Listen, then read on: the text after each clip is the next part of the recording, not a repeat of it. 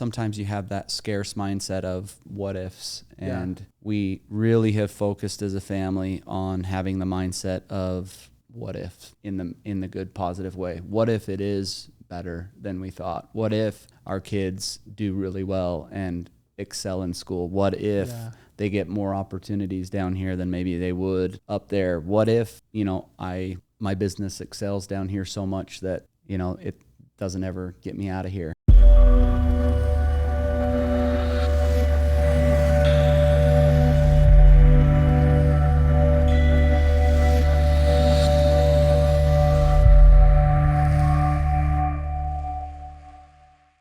Today on the Bigger Life podcast, we had Ryan Flint. He is an amazing family man, spiritual leader, and he is a commercial real estate mogul. We learned about his, principles that he institutes in his company culture, his commandments, we call them, and I think you're going to really enjoy those. And we talked about, all the things that are most important, family, providing value first. And so I know you're going to enjoy today's show with Ryan. This episode is brought to you by Big Storage Ventures. We bring our experience hunting storage deals and maximizing the self-storage asset to provide our partners with cash flow, tax benefits, and appreciation, all in one recession-resistant asset.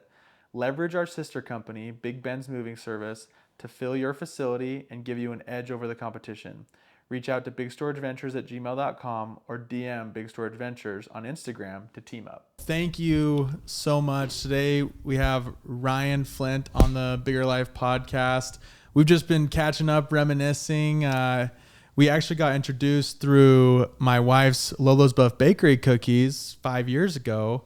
But then later I made the connection when I started doing business up Salt Lake County. Oh, that's Ryan Flint, that guy who came by. So really, the resume precedes you. I know that you're a devoted family man and Christian, but also, is it fair? I don't know if you like this, but I think of you as like a shark. You could really get a lot done in real estate. So thanks. Sharks are stereotyped sometimes as a bad thing, but hopefully I'm one of the good sharks. That's what I meant it in a good connotation. I called someone a shark one time and they said, "Excuse me." I was like, I wish I could be called a shark. But welcome on, Ryan. Thanks for having me. Newly brought down to St. George. Tell us how that transition's been. Well, it's been incredible. It's been a long time in the works. We've had a family's home down here since 2009, and every moment that we had an opportunity to come down, whether it was fall break, spring break, quick weekend, or, a couple weeks during COVID, that was really when we got excited and thought, hey, one day when I don't need to be up north all day, every day, or, we were worried that our kids would never let us leave. This year at the home show, we'd come down for the Parade of Homes every February. Yeah. And every time we were down here, we'd see the cooler homes every year, So I blame those amazing home builders that build those cool homes. But we finally made the decision as a family that we were ready for something new.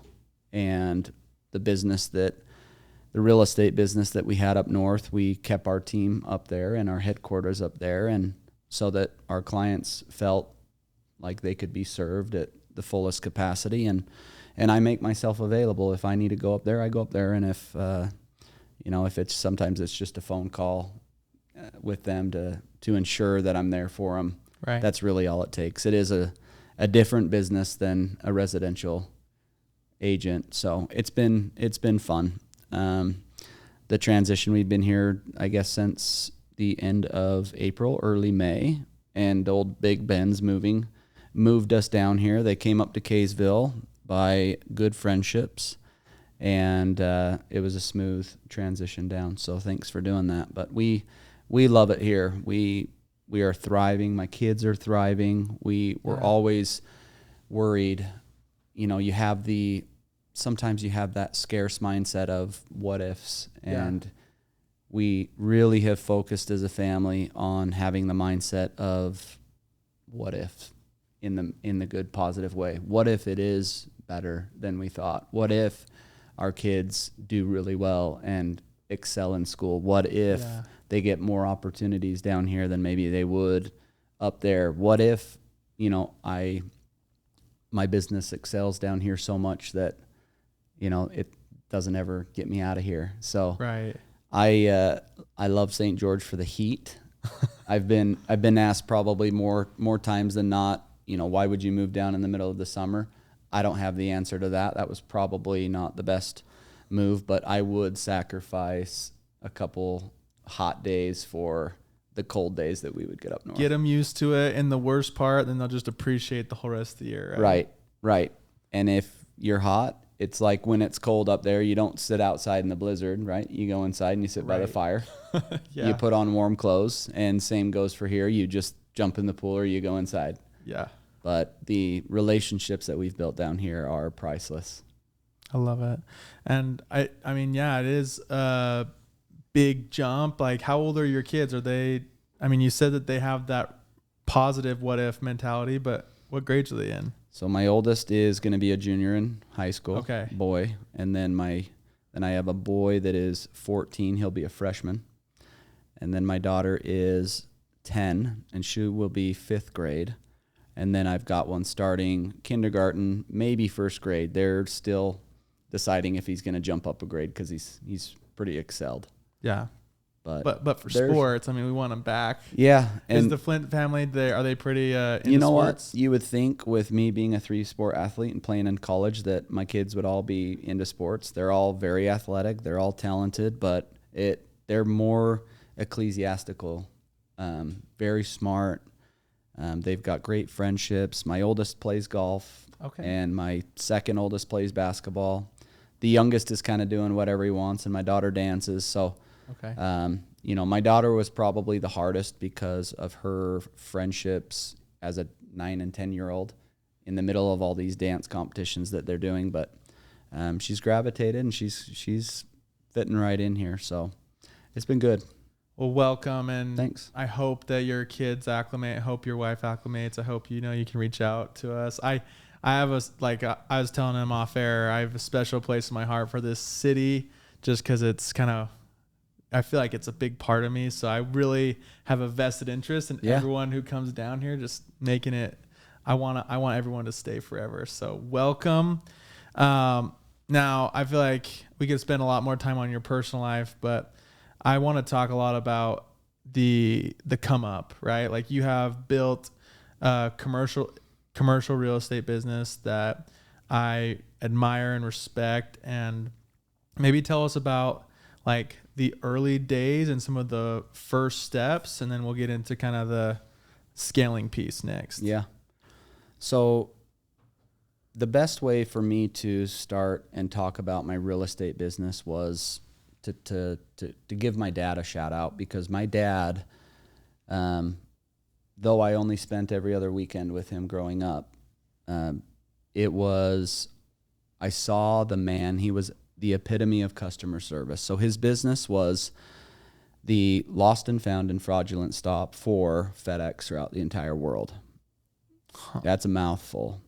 And the way that it started was he was going to auctions with my grandpa, and this is in the early 90s, and they would go buy a bunch of crap from like a pallet, and they would bring it back. They would sort through it because they were research junkies. This is before the internet. Like off an auction? Yes, just an auction. Okay. They'd go buy a pallet for $50 or $20 or $100 or whatever it was. They brought it back to their little warehouse in Kaysville. They're going through it, and like I said, they're just scrapping it out, making a couple bucks in order to go to the next auction. Funny. If you knew him, he still acts the same. It's hilarious. But anyways, he's going through a box, and at the bottom of the box, there's this little box, I don't know exactly the size, that had a bunch of chips in it. And he's looking at the chips, and he's got his microphone glass, and, he finds a pretty big name logo that I can't disclose, but it was big enough that he's like, I know who that is. Well, my dad's mind never was, what can I get from these? He said, I want to know what these are because I don't have the internet.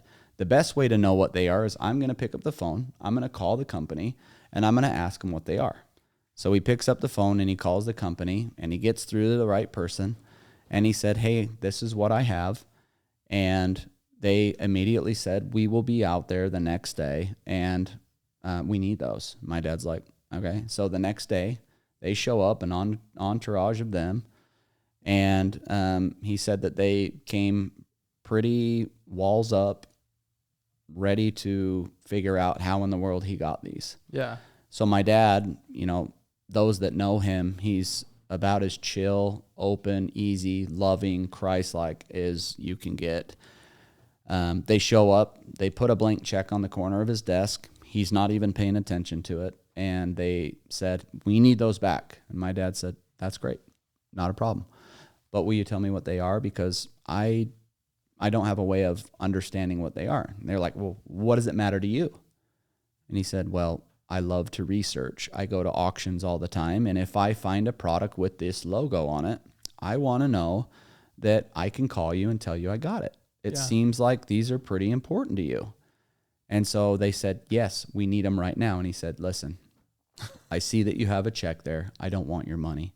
But what I want you to do is I want you to tell me what they are so that I can learn. And all of a sudden their guards went down and they said, oh, this guy's actually, I think he's out to help us unless he has an alternative motive that he's really getting us. Yeah. Well, long story short, they were a tracking device for a computer software company that is pretty significant. It was back then. And those were worth a lot. And he had, I believe, around 100 chips. He would have to quote me, but those chips were worth a lot of money per chip. And so my dad made a little joke like, hey, they're tracking devices. You sure didn't do a good job, right? They all showed up here. Yeah. And so he hands them the check, hands them the box, and they shake hands. Wow. And it was pretty neat because what happened from that, and you know, when you do a good deed, the lesson in the story was my dad taught me all growing up, get caught doing the right thing. We all get caught doing the wrong thing, and that's what we hear. Yeah. But what would happen if you got caught doing the right thing? What kind of, blessings? And this is before I knew my dad as a spiritual guy. He was just a business guru, very approachable, loving guy, but wasn't really teaching me gospel principles at that time. He would get a couple hours. That's a lot of integrity, though. Me. That's a big, huge integrity. Yeah. And I noticed right there at a young age going, you got to be kidding me. I'd go to these warehouses with him. I'd see how he treated employees. And if I go back a little bit, what happened from that situation that he feels is he got an opportunity with FedEx corporate to fly out to Memphis, do a proof of concept. The proof of concept is let me find a way that when companies misplace packages or shipments, or later on 20 years down the road, they started doing the fraudulent stuff. Yeah. When that became a big thing. Let me help your clients get their packages back without there having to be any problems. Let me solve that problem. Let me invent a system that tracks that, monitors it, reroutes it to our warehouse. We'll sort through it just like we had done at the auctions, and we'll have a program that says, hey, this is where it's at, this is where you can find it, and this is where it goes.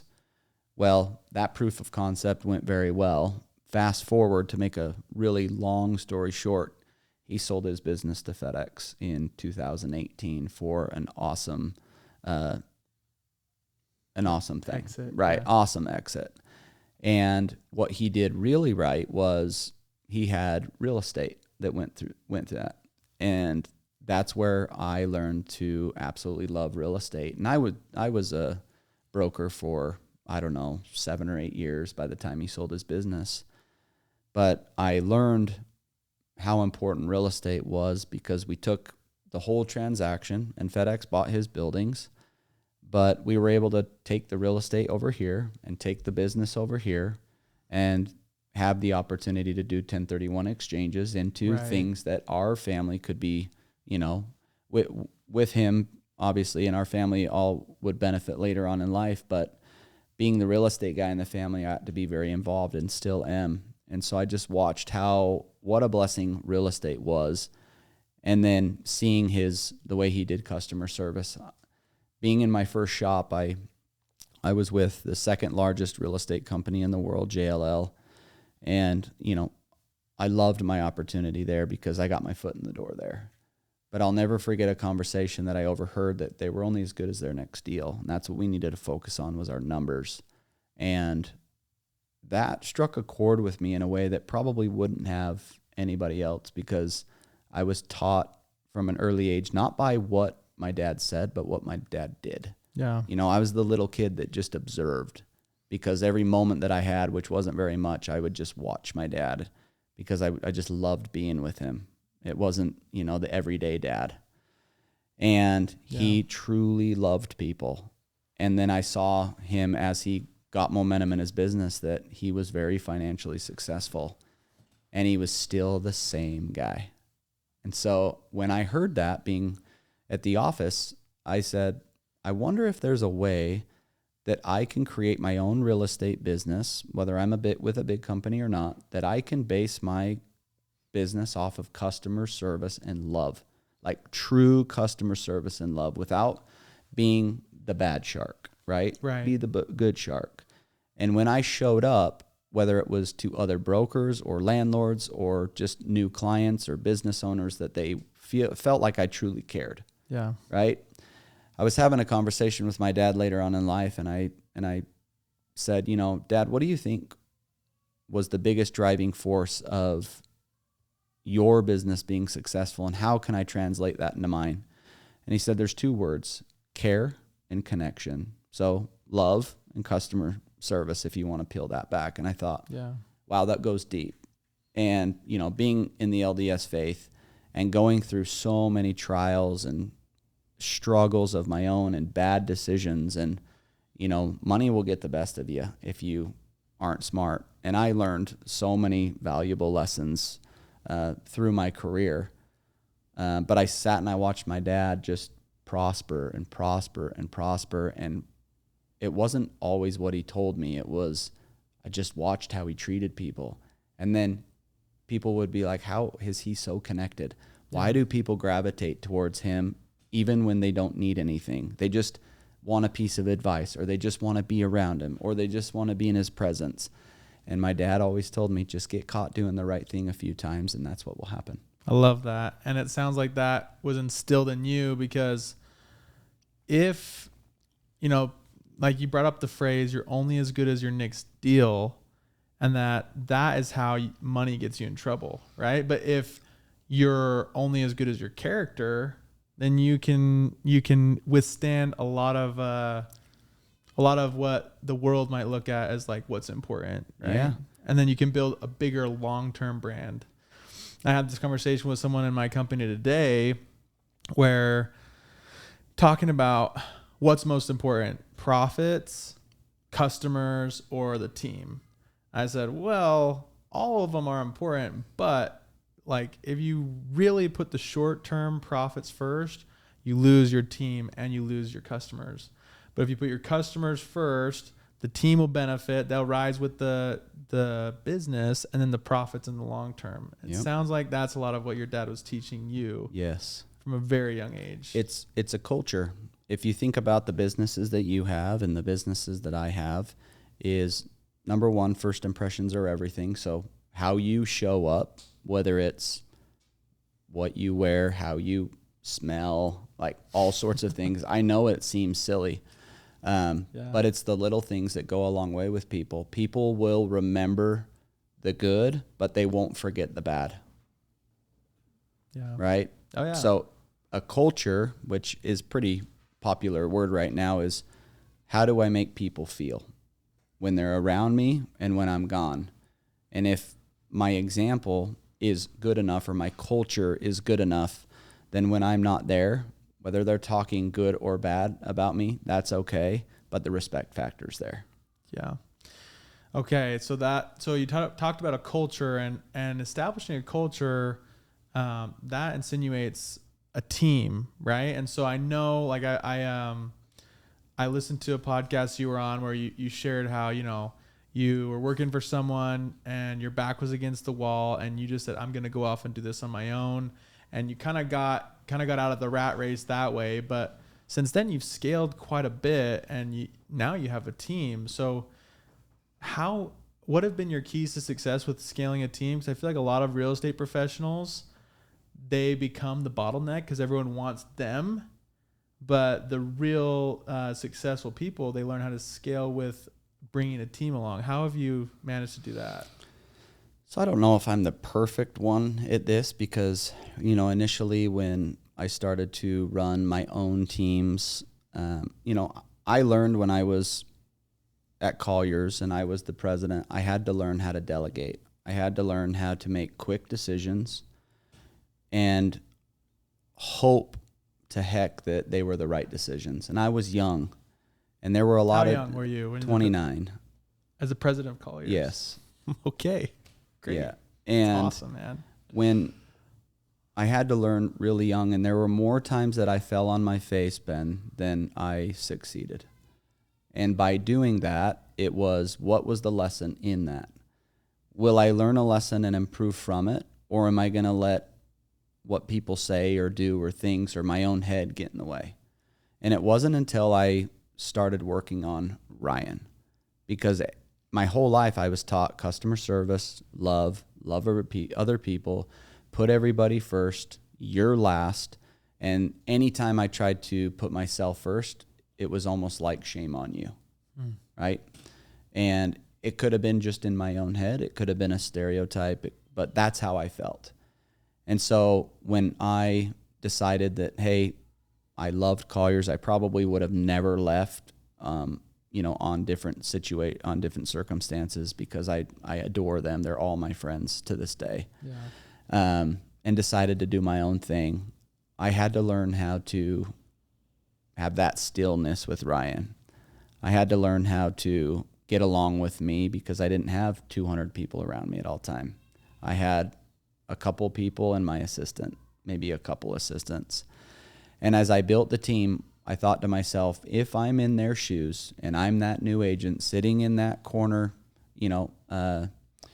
place of the conference room, am I going to hear, guys, we're only as good as our next deal? Or am I going to hear, guys, we're only as good as our relationships that we have, or as bad as our relationships, and we're only as good as the worst link in this place? And so I started to train and teach and be vulnerable, and I was probably more collaborative than I was communicative. And what I mean by that is, good leaders communicate. Okay leaders collaborate too much, because I don't want to say it's a bad leader. But what I would do is I would rely so much on the buy-in of everybody else, which from a bigger picture gave them more emotional equity into what I was doing, and it hurt me. And so I had to learn again the wrong way, which helped me now in my business to communicate. Leaders, just think of an employee. If you go to an employee and they love you and they have confidence in you, and you communicate, I want you to do this, this, and this, and it's out of love, right? It's in benefit for the team, for them, a way for them to be successful. Yeah. And come report back to me. Let's talk about it. Let's work through it. Don't be afraid. I believe in you. Go. They are going to say, okay, I know exactly what to do. I'm going to go get it done. And then I'm going to report back. And my goal is I'm going to report back good things. Or the bad one is, hey, Ben, you're part of my team. I'm your senior. You just barely started. What do you think about the strategy of going to get this client? Or what do you think about, how our marketing is going? They would look at me like, why are you asking me that? Why? I don't care about that. I need you to tell me what to do, how to do it, and where to report back so that I can be successful to help the team. And that was a really good lesson for me. I said it in such a fast way, but the more and more I did it, the more and more I became more confident in myself as a leader, because I wasn't talking down to them. I was talking to them, and they weren't working for me. They were working with me, if that makes sense. And it comes back to the culture. What kind of culture are you're creating if you're out of town for a week, right? And the team goes in, and they're in there working. Do they go, hey, we can sustain, this is great, Ryan's taught us, or we can't survive? And a good leader allows their team to grow and stretch and fail fail fast, and then educate why they're failing, probably because of experiences that you've had on your own. Right. So now that, fast forward is I try to surround myself with people that are way smarter than me, way quote unquote better than me, that do things that I probably wouldn't even know what to do, whether it's operations or IT or, social media, just things that I try not to even have to think about with brain power. Because the more that I'm good with Ryan and the more that I work on Ryan and Ryan being a good dad and Ryan being a good husband and Ryan being present in everything that I do, or being able to be here with a podcast without, having to worry about my phone going crazy. Yeah. That's when you know that you're doing something right. Because on the backside, my team's like, go have fun. You deserve to have an hour for yourself. Go enjoy yourself. Right. Because when you're here, you're present. So I came up when I started my Ryan Flint team, probably around 10 or 15 years ago, was I came up with principles. And some of the principles, I won't go through all of them. I can send them to you so you can share them on the podcast. Yeah. But some of my principles were, to be healthy, to be fit, because I know how people operate when you're fit, right? When you take care of yourself, you set a first impression, not just with your client, but with yourself. When you're, from the grooming to the hygiene to the little things that when you meet somebody, which we deal with pretty high net worth people, it's the first thing they judge. They look you up, they look you down. Oh. And as uncomfortable as it is, it's the truth, especially in corporate real estate. And is it to the Andy Elliott level? Have you seen that guy? I know who he is, but I don't. You're fired if you don't have a six pack? Yeah, no. You just help him through it, help him get there. It's more of are you a distraction or are you not a distraction, right? Interesting. Yeah. So if you walk in and somebody has really bad BO, that's distracting, right? Sometimes it's not their fault. We don't make fun of them, but I'll pull them aside and see how I can best help them and support them. I get it. Right? It's out of love. But it's one thing to have somebody show up in sweats and a sweatshirt or shorts and a t-shirt or gym clothes. St. George is a little bit different. But as long as you got a collar, you can wear shorts, right? Yeah, like normally I'd have slacks on, but it's like I'll button up because usually people are just seeing, above the waist. Yeah. But how you show up, it's not just for your clients and your team, but you set a precedence with yourself. Yeah. And the more I took care of myself on the fitness, the nutrition, the more my business started to flourish because, the stat, and I represent a lot of gyms and really wealthy fitness guys, is if you were to go and ask all the CEOs in the world, would you rather have $1 million or would you rather have a six pack? What would you say? The wealthy guys, yeah, they want a six-pack. That's what I'm saying, because that's who we deal with. Is we're dealing with the wealthy guys. Yeah, they all want a six-pack, and they would trade $1 million for a six-pack. So I thought, okay, well, just go get a six-pack, see how that feels, and you don't got to go be perfect six-pack like a model, but it's the concept, it's the mindset. And then when I got away from corporate real estate, I really, really wanted to be a better husband because I was not present. I thought that I was bringing in money, therefore I was showing love and I was showing and providing for my family because I was bringing in income. I was providing them a life. I was giving them trips. We could do whatever we wanted, buy whatever we wanted. And I quickly realized that my wife, as much as she loved those experiences, that wasn't who she was. She would rather have Ryan be a good husband and be present and happy than have all the materialistic things in the world. Now, the thing that we learned together was we can have both as long as it's on above board and we're abundant with it and that we're able to bless people's life around us. And so that was kind of principle one, was get yourself right. The second one was be 100% present in all that you do. If you're in a meeting, think about the distraction of people pulling up their phones, even if they turn it upside down. Yeah. Your focus goes to that phone and you're like, okay, if that beeps, is that disruptive pattern in communication? Is our flow going to be disrupted? 100% of it is. So you really have to be disciplined to, be present in everything that you do. If you've got little kids, sometimes their expansion is 10 minutes. Hey, sweetie, I'm going to give you 10 minutes. I'm going to put my phone away and I'm going to play for you for 10 minutes. And after that 10 minutes, daddy's got to go get some work done. Yeah. Right? If you communicate that to them, that 10 minutes is going to feel like you played with them for 5 hours. I started implementing that because somebody taught me how to do that. And I thought, wow, that was some of the most powerful thing who taught you? That I ever did. A guy by the name of William Lamb. Oh, cool. And he was a mindset coach of mine. And again, it's be present in everything that you do, even if it's something you communicate. Hey, my wife, honey, I've got 45 minutes. I know that we wanted to do a date night, but let's go do a date night. I've got a meeting at 6 o'clock. I'm going to be home. We're going to go from 5 o'clock to 5:45. I'm going to put my phone away. We're going to go to Maverick, get a drink. Or an ice cream, whatever it was. We're going to sit. We're going to visit. Yeah. And then, after my meeting, we can continue, hanging out, doing our thing. And I'll tell you what, those 45 minutes felt like I went on 3 date nights. Right? So again, it comes back to intention. Yes, intention, and schedule your priorities. Don't just prioritize your schedule. If you schedule the things that matter the most in life that fill you up, the more you'll fill others up.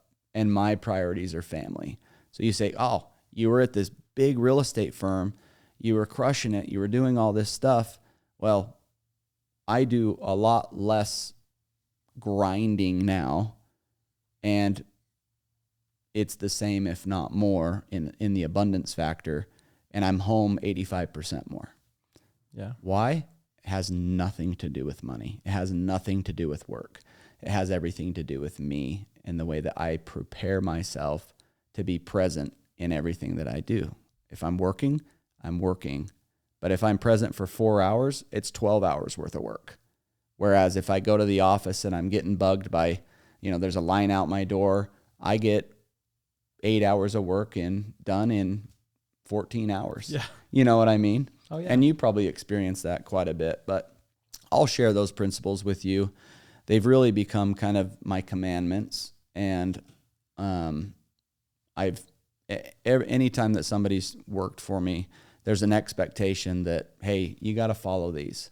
And if you can follow these, whether I'm around or not, I think you're going to have a lot of success, because it's just proof in the pudding that the real estate part is the easy part. The life part, the getting yourself right, that's the hard part. But it doesn't have to be hard if you have good things to follow. Micah, make it known. We got to get those commandments. Yep, I'll get them to you. That's a secret vault. Oh, they're not a secret. They're for everybody to use. Well, thank you. Yeah, no, I love it. I love the idea of measuring your team off of culture versus performance, right? I'm sure there has to be some measurement of performance as well, but like when I hire people, I don't even really consider like their college degree or their resume. It's all just like, how do you fit our values? And then we'll figure out the performance as we go, right? It sounds like you do a lot of the same.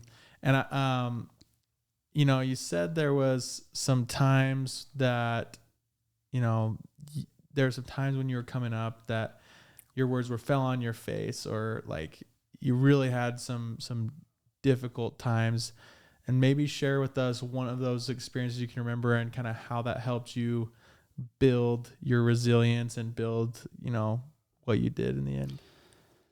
Well, there's so many different experiences, but when you're in a business that is so forward facing, I would say that commercial or corporate real estate brokers that represent, big brands that we all know of, we are at the top of the food chain, whether you like it or not. And people know that, brands know that, developers know it, cities know it. And there is an ego that comes along with it.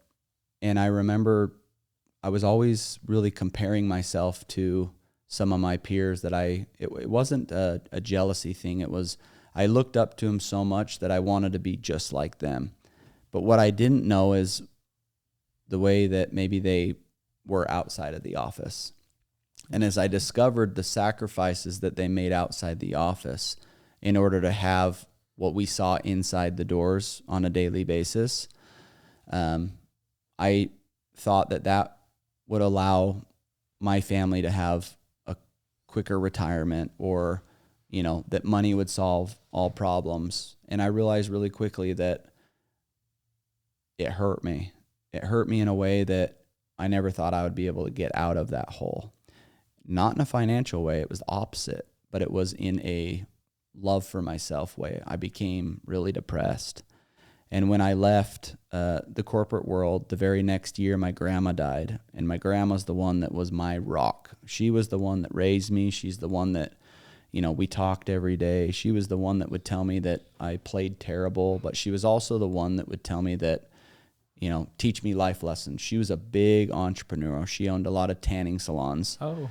And she came from a relationship with my grandpa that was abusive and an alcoholic. And she had 5 kids that she essentially just got out of the house. She created a life. She never got married. She was so selfless. And her and I's relationship was really impactful. And I lost her. And I thought to myself, okay, I just lost everything that I thought made me a man. And that was my power, my suits, my money, my cool cars. And I thought that it had to be one way or the other.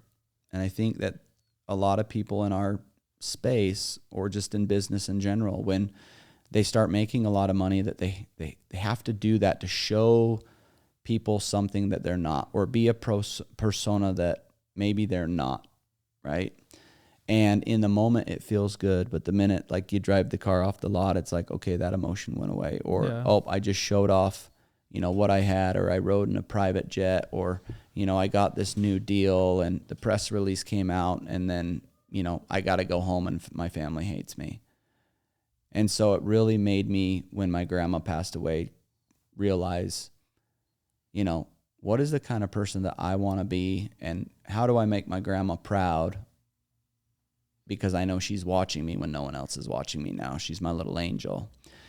And I realized it kind of went back to what my dad taught me. You can be very successful and you can be a really good dude. Yeah. You can be a really good dad and a family man and a man of God and integrity, and you can be really rich too. We have this weird theory, especially in the culture that we live, that it's one or the other. And it's because most people are one or the other. Mm-hmm. And so I've spent the last 2 or 3 years figuring out who is Ryan.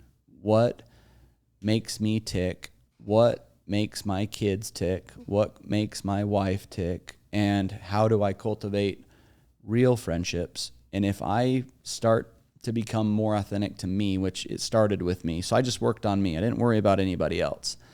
I'm going to realize real quick who's the ones using me for my friendships, my things, jobs, quite frankly, and who are the ones that are going to be authentic and real friends. And I think that was probably one of the most beautiful, hard, gut-wrenching, humble experiences that I ever went through, was realizing, oh my gosh, the people that I thought adored me and wanted to, ride this life out with me in business, they were using me for deals, money, power, things, incentives. And the real friendships and business relationships and clients that became loyal no matter what were the ones that showed up more. And so that's where my business has excelled, is I have those clients that come hell or high water, I'm their guy, and vice versa, right? And so, but it comes down to discovering who you are and who you want to be, and then just really being authentic with it. And a lot of people that know me, I went on a mission, I've always been, LDS, and I've loved that. I've had a small little testimony, but when my grandma died and I went through that journey, I found that spiritual side of me that really connected me with her. And I did that for me and her's relationship. And what happened was I started wanting to learn more and more and more about the gospel. And every time I did that, I would have these sweet moments and these experiences that you can't comprehend in words. You can't say it. It's just the feeling that you got. And I started to see the blessings that came in my marriage and with my children and their health. And, you know, I then went all in on my body, and I went and said, I'm going to get super healthy. And so I spent a lot of time just saying, I'm going to get Ryan so right in the emotional, the financial, the physical fitness, the nutrition, my friendships. I'm going to go down 1 or 2 holes really, really deep, then try to have all these little golfer holes, you know, and be the jack of all trades. Yeah. And the minute that I did that, my whole life turned upside down in a good, positive way. And it's now really peaceful. Yeah. One thing I love about you is your faith. And it sounds like your words were, you had a small testimony, but it's just in the recent years since your grandma passed away, it's just, I guess that flame's grown brighter, right? Totally. And on your social media, like I try to post about spiritual things on my social media, but your social media is mainly spiritual things. And I want to hear about your experience, because as someone who interacts with celebrities and big people who aren't, they're secular leaders, right? Like, is that something do people scoff at you for your faith, or do people mostly respect it? And how has that been, maintaining and sharing that faith with others?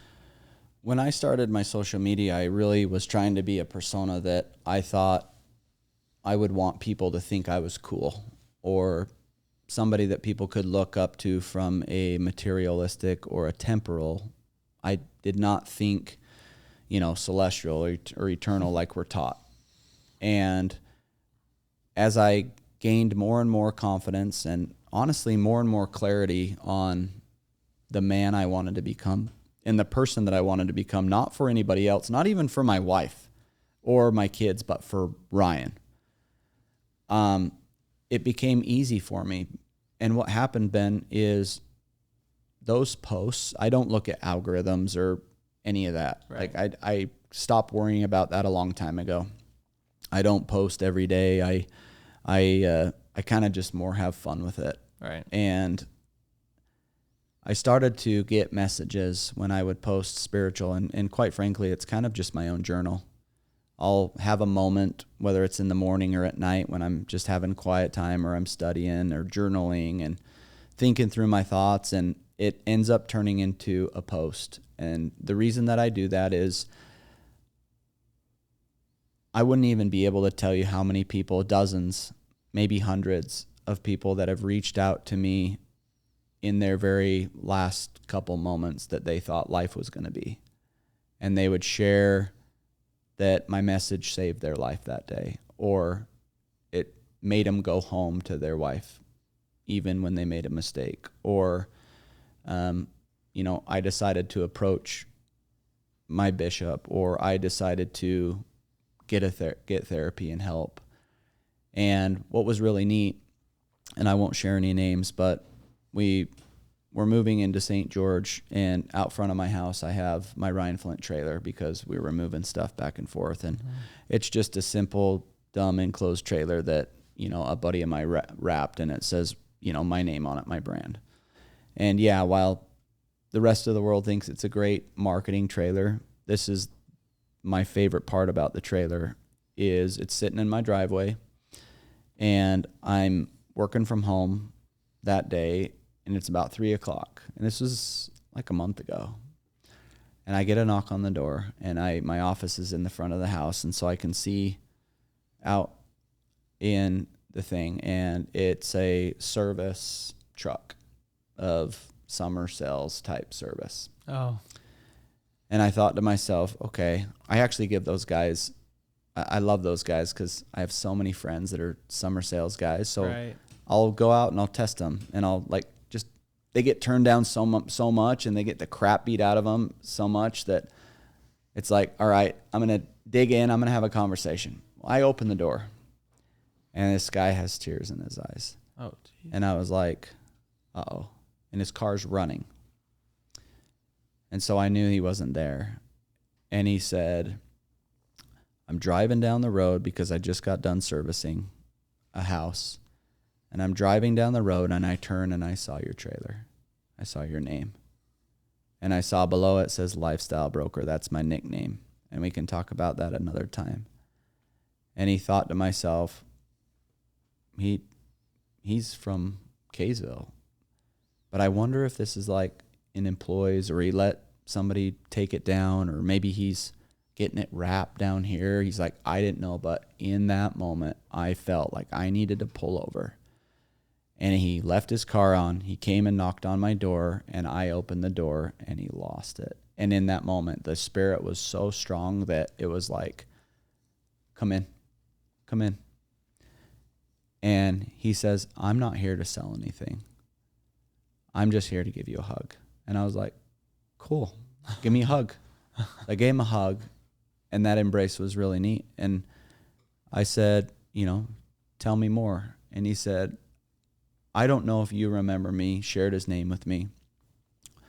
And I said, I'm so sorry. I get so many messages every single day. I probably don't even get to all of them. And I feel terrible now, but talk to me. And he said, you and I communicated a couple of years ago that I was in the middle of a pretty bad divorce. And I reached out to you because I had seen some of your posts spiritually. And I had kind of pushed the church away. And this has nothing to do with religion. This is just Heavenly Father loves his kids. And everybody, I don't care who you are, has that spirit in them that when they feel something, it comes from above. And he was struggling with his faith, and he was going through this divorce, and he had 2 brand new babies. And he said, I reached out to you. And I guess in the moment, I was by my phone, or I had the message come through. I responded to him, and we had a couple conversations, and he showed them to me. Wow. And I later that day went and looked him up. Right. And what I said to him, I was in a very vulnerable spot myself, and so I think I'd shared more encouragement than I probably normally would have. And he said, I was about ready to commit suicide that night. Jeez. And because you wrote me back, just because you wrote me back, you saved me. And I said, I didn't save you. I didn't save you. I was just in the right place at the right time. And I was willing to write back. And now he runs a big team, and he's murdering it. He's got a beautiful relationship with his kids, and he's got a beautiful relationship, co-parenting relationship with his ex-wife. And he had a light about him that was just so awesome. So then my wife pulls in, from picking up, I think my daughter from dance, and she comes and says hi, and they start having a conversation. And he starts talking to her about this. And my wife's been with me for 20 years, going through the ups and the downs and, everything in between. And my wife starts getting teary, and I'm like, how come I'm not the one? I'm not getting teary, but I'm feeling things that I'm kind of in my heart. I'm like, this is what it's all about. All the big commissions, the big buildings, the deals, the nice house, the cool cars, like, this is what makes me tick. And I make no money doing it. Sure. Right? Yeah. This is what makes me tick. This is what life's all about. Well, the amount of referrals that I've gotten over the last 30 days from this kid, knowing that I'm in St. George, has been endless. And the relationship that we have is, I'm now kind of like a big brother to him, right? I know we're pretty close in age, but I mean, you get it when you've got people, moving for you, and they're in, BYU or whatever. Yeah. They look up to you in a way that maybe they don't have in their older brother, and so our relationship's really sweet. And it was a kind of a testimony to me that I said, you know what, if I'm feeling a certain way, I am not going to hold back because of pride or because of what somebody might judge. That if I have a testimony to share, I'm sharing it because I have no care at all. And quite frankly, I do not go look at comments or anything. I hardly even look at my messages, but I'll put my heart out there. And my goal and my prayer is if one person reads it that says, oh, I needed that. You know what? I've been on the flip side of that. When I've read something maybe on LinkedIn or a blog or something that was like, you know what? I needed that. Yeah. That's going to make me want to go talk to my wife and clear some things up because I need to do that. So that's really where my passion has been is, you know, you get messages like that and it's hard not to do that. Yeah. A lot of these stories come back to faith, service, providing value first, get caught doing the right thing. It sounds like that's where your social media mindset is the same as everything else, which is how you want your social media to reflect the rest of your life as well. But I mean, this is an exciting journey that, I mean, has brought you here. What can you tell us about what's next? Like, what are your dreams? What are you looking forward to now? Well, we are just getting acclimated down here. We love it. The kids are just about ready to start school, so that's going to be kind of nice for me and my wife to have them all out of the house for once. Yeah. We haven't had, you know, essentially a free day for probably 15 years just because we've had kids and they've all been starting school, but we're excited. We've got, you know, all of our businesses are together. She's definitely behind the scenes, but we founded a company about a year ago that helps companies and municipalities become fully compliant with their business licenses, all their licensing. And it's in its infancy, but it is something that is going to change the scope in the United States for a long time to come. And it's a service business. It's a service business, but it is not a, you know, we have account executives or we call them sales reps, but it is not a, let me sell you pest control. Let me, you know, convince you that you need this service. It is, we are selling you a peace of mind because we have all the intellectual property to run searches at and scraping billions of pieces of information per second in the United States. Our developers and our head developer has exited over 12 companies that are, he's insane. He's absolutely insane. I was at the right place at the right time with the right connection, with the right, you know, again, it was definitely a blessing from above. And my wife she's the motor behind it because she's got a financial background and she's very smart. She's good with people. She's now got time. And so she's actually our CEO. Very cool. And we've got a powerhouse team of engineers and operations folks and sales guys. And so we really are helping every business in America become fully compliant. And we've got stories with Fortune 100 companies that we are helping that they are completely blown away with our service that happens very fast. And if you think, well, is there other companies out there doing it? Of course. But with the intellectual property that our developers have, we're able to give a lot more certainty and a lot more power, 100% certainty behind what we're doing. So it's in its infancy, but we're seeing miracles happen every day because we're providing peace of mind. Yeah. And now, the next step that we're already ahead of the game working is with the governments, with the municipalities, with the cities, the counties, the states, helping them solve that problem. Cities because have to stay compliant too. Because what they don't know, they don't know. And we are just here to serve and love. And it comes down, you mentioned all those really kind words, but it just comes down to love. If your energy and your mind and your heart and your soul and your spirit and the way that you are, including the way that you treat yourself, the person that you see in the mirror, if it's love, there's a lot that will be put on your plate in so many good ways that you just got to be able to, it's almost like you got to ask yourself the question, how much pleasure are you willing to endure can you do it? Can you endure this much pleasure, this much success in this life? And if so, step into it. Wow. Fully step into it, because there's nothing that's holding you back from that besides yourself saying that I don't deserve this. If you don't deserve this and you truly tell yourself that, that's what will happen. It will become your reality. How do you advise people to overcome that imposter syndrome? Well, we all have imposter syndrome, but it comes down to you have to believe. You have to, I always tell people, get yourself right.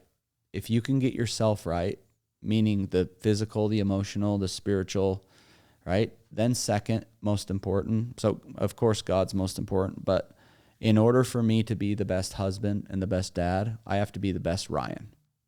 And in order for me to be the best businessman, I have to be a really good Ryan, a really good husband, and a really good dad, because those are my priorities. And if I can take care of my home and I can protect my home, I can sure as heck protect my business.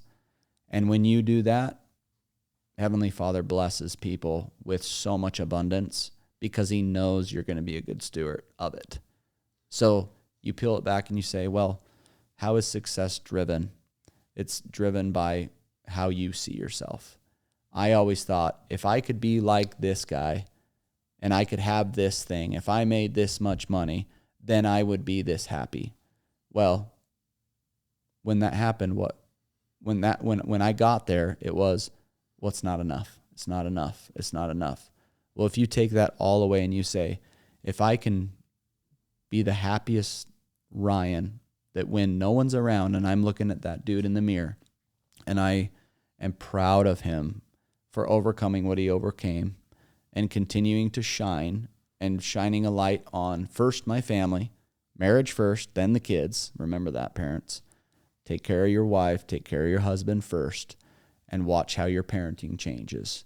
Make your priorities that. And then watch your business flourish, because it really, you just have to say, do I want all the pleasure? Can I endure all of the pleasure that Heavenly Father is willing to give me in my business? All the success, all the fame, if that's what you want.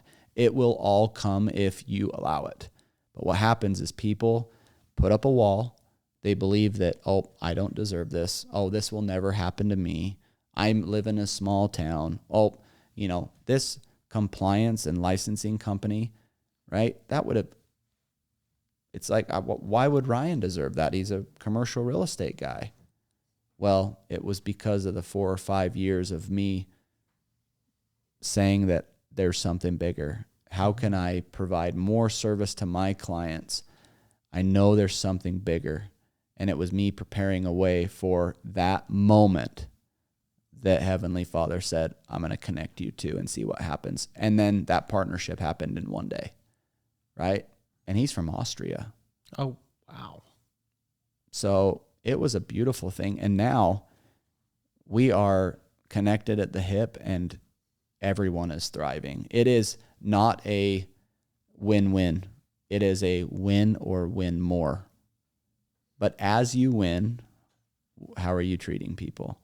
Are you still giving your wife time, your husband time, your kids time? Are you present in everything that you do? It goes back to those principles from day one. If you can live those and you can open your heart to all the success in the world, there's nothing holding you back besides you. Yeah. That's the truth. I mean, a lot of times we'll talk on a podcast about like tactics, how to scale, how to balance, how to do things like that. But what I'm hearing is a lot of the battle for you is happening like within your heart, within your mind. Like a lot of it has to do with your identity, and a lot of the other things are falling into place for you. Yeah. I don't believe in balance, because when we're in the hot tub in the backyard and I'm talking to my 16-year-old, we're talking about how to underwrite investment deals. Hey, Dad, I want to know how you were able to afford this house. Hey, Dad, I want to know what kind of, commission you make on that deal. Well, rather than, oh, don't worry about it. Oh, it was fun. Like, I'll tell you later when you get older. Hey, you know what? Let me show you exactly how I did it. Yeah. Let me tell you how long it took me. Because what people see on social media or on a comp is, Oh, that was fast. That was lucky. Yeah. You know, let me show you and tell you exactly what happened. Oh, and by the way, listen to this recorded call that I had. Guy chewing me out had nothing to do with me. Yeah. Watch how I reacted. If it was 10 years ago or 5 years ago, I want you to see how I would have just crumbled. I would have given up and I would have said, go somewhere else. But what happened was I was so confident in Ryan that his anger had nothing to do with me. Yeah. He just needed a place to vent, and I need to be a sounding board. And I needed to allow those trigger words to go over my head so that I could be present with him and direct him back, and we got on track. And now how can we apply that to you as a 16-year-old in school? How can we apply that to you when you have trauma and trigger words so that when people say those things, they're as if they were said the word the. It doesn't affect you. It goes in one ear, out the other. It rolls right over, and you focus on the positive words and how you react. How you react is almost as important as what you say. So it's those things, you know. Even my kids, they have their own businesses. You know, my 14-year-old sells on Whatnot, and we're talking about, you know, Excel spreadsheets and using Google Drive and sending the proper emails and being responsible on getting his shipments out on time and getting good reviews. And, you know, it's the customer service. Yeah. The greatest lesson that I've taught my kids is the 3 F's. Think about a golf swing or a baseball swing or tennis, whatever sport you're in, is you have the follow up, the follow through, and the follow back. And so many times we follow up really good and we follow through really good. But the minute we get paid or the job's done, we never follow back to make sure they're good. To touch 12 them, or to send them our newsletter, or to send them a text and say, how are you doing? I'm thinking about you. Thanks again for our friendship. Hey, I really appreciate, you know, you hiring me to let you get that lease done. How's it going? Are you having any challenges? And I would encourage the listeners, like, if you're feeling in this moment that there is something or somebody special in your life, to pull out your phone, to think about who's blessed my life in a way, maybe in the last year or 5 years or 2 months. And it could be a mom or a dad or a brother or a sister, maybe someone you haven't touched base with, but they're on your mind. Maybe if it's even your spouse or your kids, open up your phone, send them a text message and say, hey, so-and-so, I just want you to know that you've been on my mind. And I want you to know that I love you and I appreciate you, and push send. And I want you to watch what happens. And I want you to feel the energy that leaves your body that goes into that phone, and wait for their response back. I will promise you that their response is going to trigger them in a way that is so beautiful that whatever could have been going bad in that moment or between you guys that maybe you're too prideful to stop, it's going to shift. And then how do you respond to that is going to be your answer. It's pretty cool. It's magic, man. Magic. I love everything we've talked about has come back to family, back to serving, back to thinking of others first. And so that really is, I mean, we call this the Bigger Life podcast, and you talked about balancing, you know, living the bigger life, as far as getting those temporal blessings, but also living the bigger life of how you're treating your family, how are you serving. And so thanks for being here. Thanks for being a good example. And I know everyone follow along with Ryan on his journey. I know, is Instagram the best place to find you? Just Ryan Flint? Probably. I have Instagram. It's real Ryan Flint. I'm on LinkedIn, and quite frankly, I don't know if I'm super active, but I will throw a post out there every once in a while. And most importantly is however I can serve and help open doors. My superpower is I've got awesome people in my corner. So if there's people or things that maybe you see on mine or I'm connected to, don't hesitate to reach out. Love it. Well, excited to have you in town, excited for the new business, and all the other adventures we'll have. Thanks for Ben. coming on the show, yeah, Ryan. Thank you for having me. When it comes to moving, you don't need stress. You need Big Ben's Moving and Storage. Our world-class team handles your move with care, precision, and professionalism, whether it's local or long distance. From white glove full-service moves to perfectly tailored solutions for your family or business, we treat every customer like VIP. So sit back, relax, and let Big Ben's move you forward. Call now or visit bigbensmovingservice.com.